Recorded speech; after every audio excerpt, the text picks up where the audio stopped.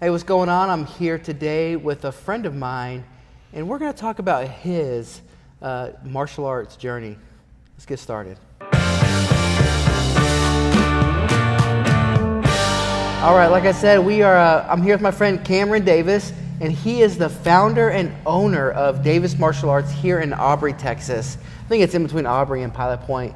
But he has a really cool story, just what he has gone through in life in regards to his martial arts journey, some of the things he's done. And so I asked if he would do an interview sharing with you just his life of martial arts. Not just that, even starting your own school. That is a big step in regards to, hold on, let me try to think of how to say that. That is a big step. That is a big risk, especially right now in the world and the way that it is. Making a martial arts school isn't guaranteed to work, but he took the risk and it is doing very well. And I actually get to help and assist here with the head coach. So I'm going to hand it off to Cameron and let him share with you all his story and everything that he's experienced. Absolutely. So I started martial arts actually later than most people. I think a lot of people start as young kids. People that have been doing it for a long time at least. But I started in my mid to late teens, and I found a professional fight gym that taught Muay Thai, boxing, wrestling, Jiu Jitsu, all that good stuff. And I kind of fell in love with that for a couple years. And then I moved away from the area, and my little brother actually gave me a call, and he was like, hey, he was a 3rd or 4th degree black belt in Taekwondo at the time, and he was like, hey, you should come check my school out. And I had no interest in traditional martial arts, the forms and all that good stuff. And he said, no, we started doing something called Krav Maga at the school. You should check it out.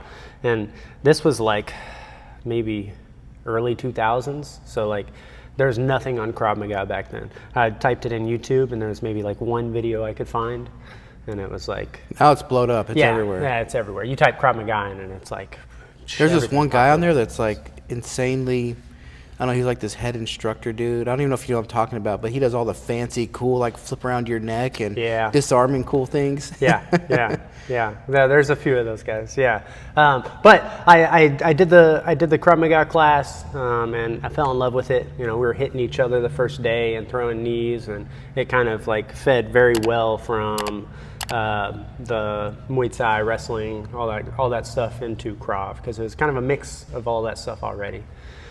And I've been doing it ever since. Still do Jiu Jitsu, still do Muay Thai, still do Krav. So yeah, it's awesome. So when you started, were you you said were you young, or were you teenager, or were you 20? In my teens. Yeah. Well, the way you described it, it sounded like you liked to get punched. I don't know if I really like to get hit. Are you the kind of guy that likes to have the impact? I don't know. I would say if you would have asked me that 15 years ago, I probably would say yes. Now I do not like being hit. I can deal with it if it happens, but obviously I don't. It affects me more as I age. I feel like when I was in my teenage years, you could probably chuck me off the roof and I'd just kind of shake it off. And now I sleep wrong, and I'm like, oh. Yeah, that's true. How old are you? 35. Oh, wow. So. Yeah, I'm 40. Yeah. So I do jiu-jitsu, yep. And I've done some judo, just a little bit, and I've been working with a guy at our school with judo, which I've been enjoying judo. And how do you feel they complement to each other? Does Krav Maga complement Jiu-Jitsu? Everything complements it. Everything complements each other, right? Okay. So if you start working on Filipino martial arts, your Krav Maga will get better. You start working on Krav Maga, your Jiu-Jitsu will get better. Everything helps everything. Wow. I heard Carlos Machado say once on a call, he said, I focused on arm bars, nothing but arm bars for a month straight, getting real tight, focusing on the arm bar, right positioning, right everything. And then after the month, I started doing other stuff, and everything was better. I was tighter. I was more detailed on everything. And whenever he said that, I was like, you know what? That's the way I feel with martial arts in general. I do jiu-jitsu, and then I do Krav, and I'm like, you know what? I think my Krav got a little bit better because of the jiu-jitsu. It all all It's interesting intertwines because and it feeds. causes you just to want to tighten up everything. You don't even realize you're doing it. I didn't even think about that because I could see how doing arm bars for a whole month and then you're going, when you transition to something else, you're focusing on making sure everything is tight and everything is cleaned up. Yeah. So I could Yeah. definitely see that. So what would you say to somebody that was doing Krav Maga? Would you say, hey, I encourage you to do jiu-jitsu with that? Or would you say just focus on this for right now and then focus on this? What kind of journey would you give someone? What kind of I think it direction? depends on the person. Okay. 100% depends on the person. Some people can jump in and just do everything. I was fortunate enough to be able to be one of those people. I can do 4 or 5 martial arts at the same time and still retain stuff. But it just depends on what you mentally can retain, right? Yeah. If you do 3 or 4 jiu-jitsu classes a week and you're having a hard time retaining just that, then maybe focus on that, right? Or if you come to, same thing with any martial art, right? You're doing Krav 3 or 4 times a week, and your brain is like, man, what was the technique we did? Oh, if somebody does this, I do, then maybe just stick with that for now, and then once you get to a certain level, then I think a high-level martial artist isn't just a bank of techniques, right? It's like the being able to grasp the principles of whatever we're doing. That's good. So just being able to catch on really quickly. That's good. Yeah. I can tell you that I know I started doing judo because I knew I was lacking. I knew I was lacking. You know, you do jiu-jitsu. I did jiu-jitsu for 8 years, and then even during that 8 years, I knew I should have been doing takedowns, but I didn't want to because I have meniscus tears in both knees, and it was so risky. It felt so risky. I had seen people get injured getting thrown wrong. Yeah. And I didn't want to take the risk, and so now that I've started doing judo, I'm appreciative of it, and I've been enjoying it because I'm doing it with someone who knows what they're doing, and it's helping me learn it. But it's definitely lacking. And even I have a heavy bag in my backyard, and I hit that. I haven't been hitting it recently, but there was a time when I was hitting it a lot, you know, and I know I lack in my stand-up game. Yeah. You know, so the fact that you've done multiple, I think is awesome. You may not be some MMA star, you may not be in a ring and have gold medals for MMA fights and all that kind of stuff, but to be able just to say, okay, if I ever needed to defend myself, even if you lost in that moment, at least I knew I can give something in that moment. I can give both. You know, and for me, it would be different. You know, even though I've hit a heavy bag or I've done some judo, I would definitely want to revert to what I was comfortable with, and I don't want to do that. I want to be able to, like, so us meeting, Do both. I want to be able to do both. Yeah. And some people don't recognize that. They'll just do jiu-jitsu or just do one or the other, and they do like, well, I don't want any of that. For you sure. know?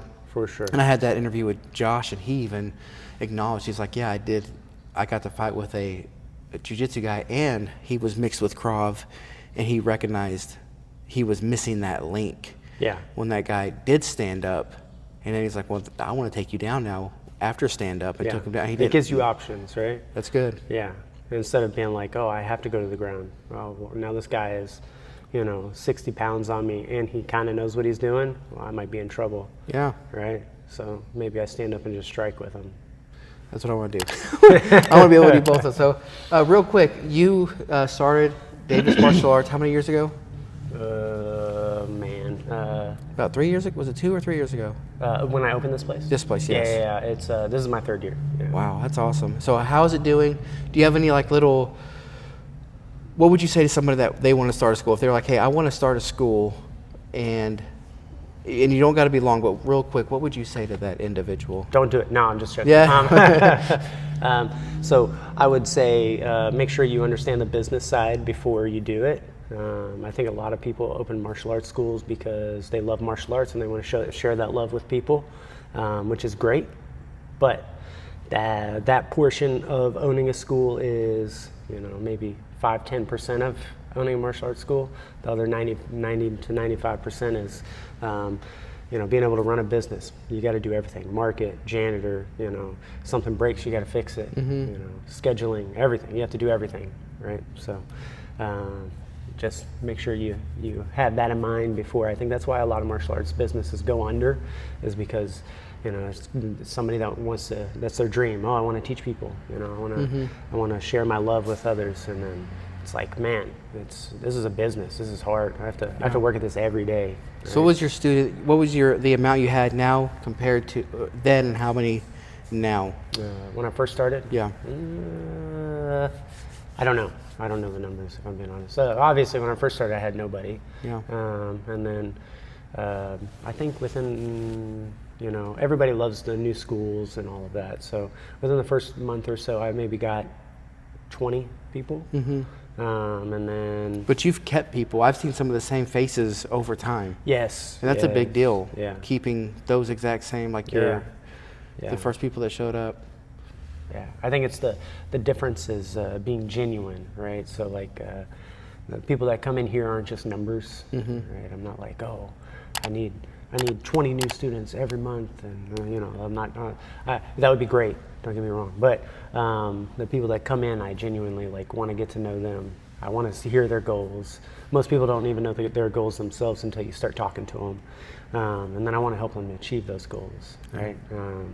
And then, you know, I'm always available to them. Yeah.